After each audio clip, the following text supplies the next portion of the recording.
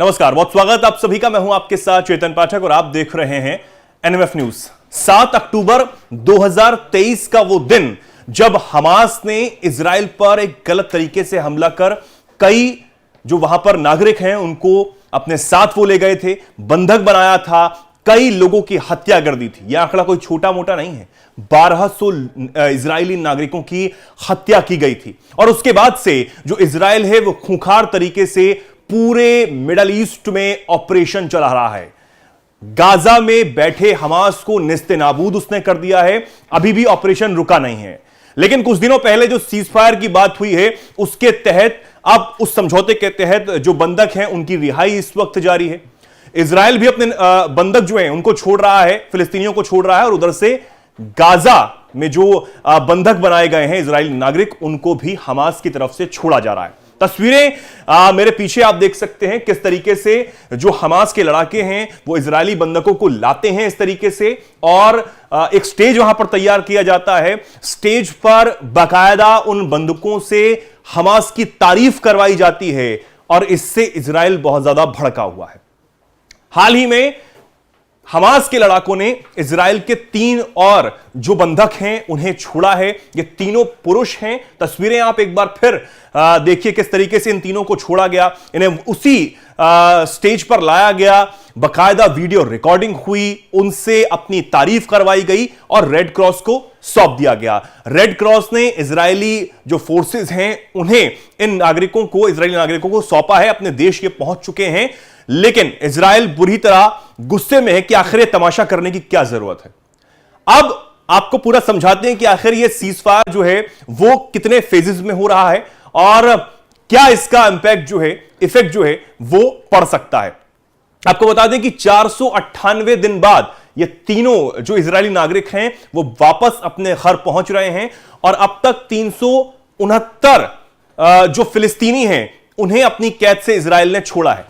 एक बार आपको ग्राफिक्स के जरिए हम बताते हैं, फिर उसके बाद एक ऐसी तस्वीर हम आपको दिखाएंगे जिसे देखकर आपको समझ आएगा कि इजराइल क्या सोचता है, उसकी सोच क्या है। एक बार आप देखिए 3 फेज में जो ये पूरी चीज है वो खत्म होने वाली है।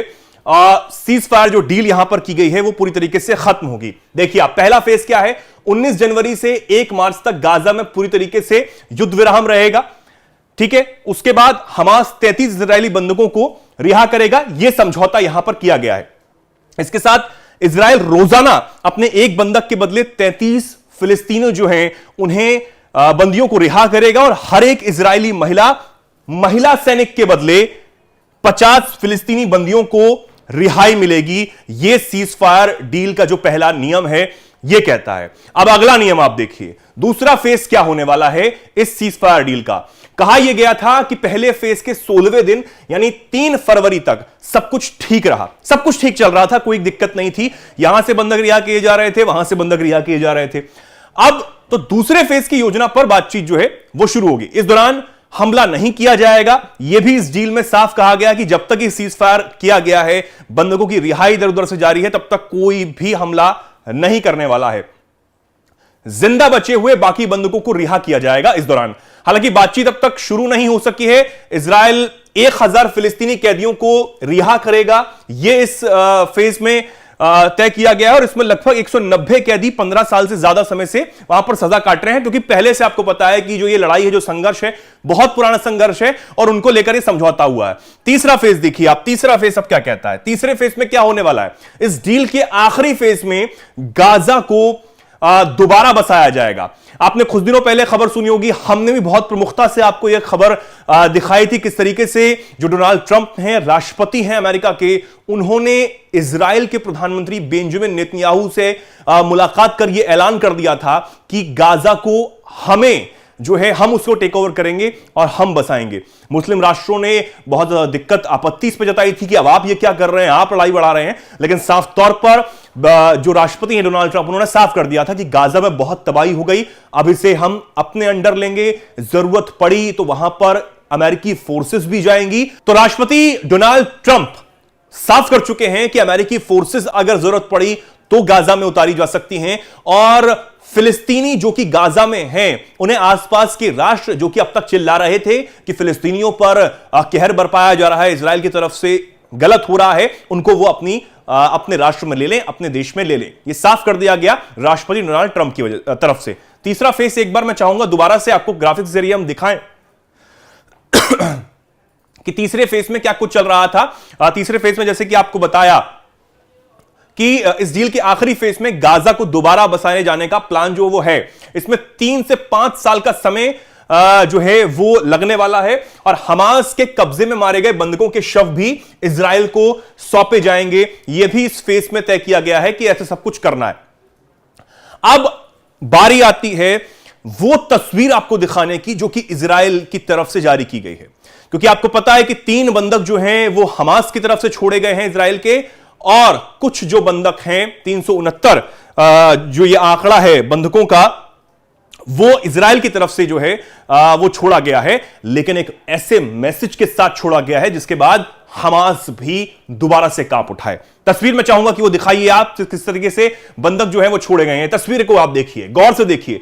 जब आप देखेंगे इनकी टी शर्ट पर जो लिखा हुआ है, और जो ये तमाम इतने सारे बंधक जो हैं वो छोड़े गए हैं, मैं चाहूंगा कि उस तस्वीर को लाकर अगर हम पॉज कर सके, वहां पर हमारे दर्शक जो हैं वो देख सकें। ये तस्वीर आप देखिए, इनकी टी शर्ट पर जो लिखा हुआ है, ये लिखा हुआ है इजरायली में, यानी कि जो वहां की भाषा है उसमें लिखा हुआ है, ना भूलेंगे और ना ही हम माफ करेंगे।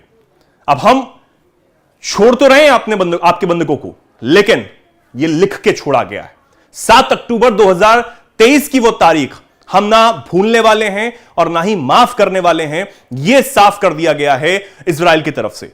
एक और मैसेज जो है कि अगर आपने दोबारा से वो गलती की या फिर जुर्रत भी की, जरा सी कोशिश भी की, तो आप बचने वाले नहीं हैं। यह इन तस्वीरों से साफ किया गया है। यह इजराइल का एक तरीके से मैसेज होता है, यह इजराइल का नतीजा होता है इजराइल से पंगा लेने का, कि अगर आप इजराइल जैसे देश से पंगा लेते हैं तो वो उतना छोटा सा देश भी इतनी क्षमता रखता है कि मिडल ईस्ट में वो कहीं भी जाकर अपने ऑपरेशंस कर सकता है। ये साफ तौर पर आईडीएफ और खुद प्रधानमंत्री बेंजामिन नेतन्याहू की तरफ से बताया गया।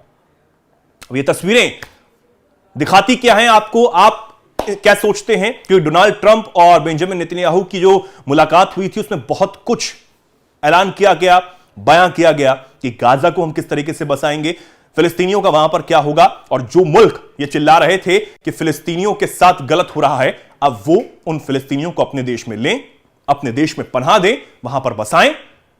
लेकिन अगर दोबारा से गलती ईरान या फिर किसी भी प्रॉक्सी हमास हिजबुल्लाह ने अगर इजराइल से पंगा लेने की अब की, तो उसका हश्र क्या होगा, ये तस्वीरें दिखाती हैं। क्या सोचते हैं आप इस खबर पर? कमेंट सेक्शन में जरूर लिखें और ऐसे ही जुड़े रहें, देखते रहें एनएमएफ न्यूज। नमस्कार।